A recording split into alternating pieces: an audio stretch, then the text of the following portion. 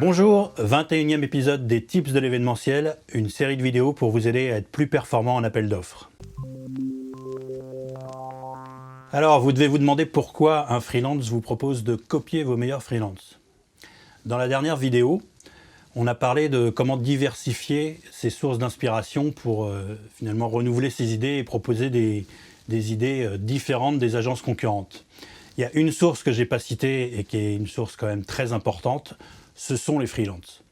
Parce que les freelances, indépendamment de leur qualité personnelle, alors ça vaut pour les créatifs, mais ça vaut pour les chargés de prod, évidemment pour la logistique, ça vaut pour tous les freelances qui circulent d'une agence à l'autre, eh ben, ce sont vos meilleurs alliés pour renouveler vos formats, vos claims, vos idées, parce que, évidemment, ils vont d'agence en agence, donc ils voient ce que font les autres agences.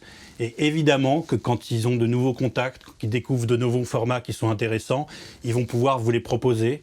Alors oui, les freelances vous volent, entre guillemets, vos idées, vos formats, etc. Mais bien sûr, c'est de bonne guerre, vous pouvez faire la même chose. C'est-à-dire que les freelances qui vous apportent du nouveau, comme ça, c'est des choses que vous pouvez intégrer et revendre derrière. Donc moi, je suis très à l'aise avec ça.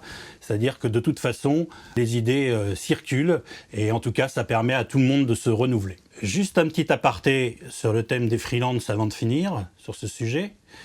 Il faut savoir que les freelances, évidemment, ont des hauts et des bas en termes d'activité. Donc il y a des moments où ils travaillent très peu ou pas du tout et des moments où ils travaillent beaucoup.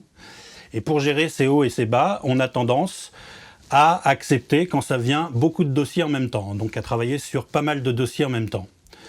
Vous avez intérêt à bien gérer votre relation avec les freelances, pas juste pour être gentil avec eux, mais parce que payer des freelances en temps et en heure et payer des freelances bien, en fait, sans forcément tout le temps être en train de renégocier, etc., c'est vous assurer d'être dans les petits papiers du freelance et que quand il sera débordé avec plein de travail, vous pouvez être tranquille qu'il va donner plutôt la priorité au dossier des clients qui le payent bien et en temps et en heure qu'à ceux qui ne le font pas. Merci de m'avoir suivi, je vous dis à bientôt pour une prochaine vidéo et abonnez-vous à la chaîne si ce n'est pas déjà fait. Salut!